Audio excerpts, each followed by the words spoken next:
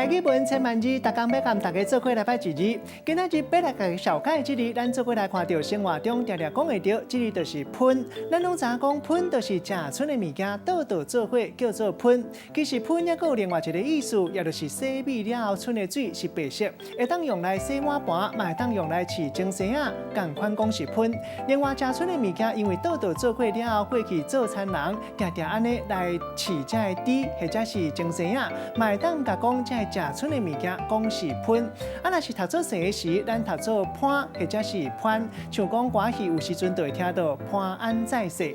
带大家做伙来小解两个词，头一个就是喷暗，也就是洗米了后剩的水；第二个词就是米喷，这嘛是同款意思。水小可是白色，咱用一句话来举例，甲这两个词夹做伙。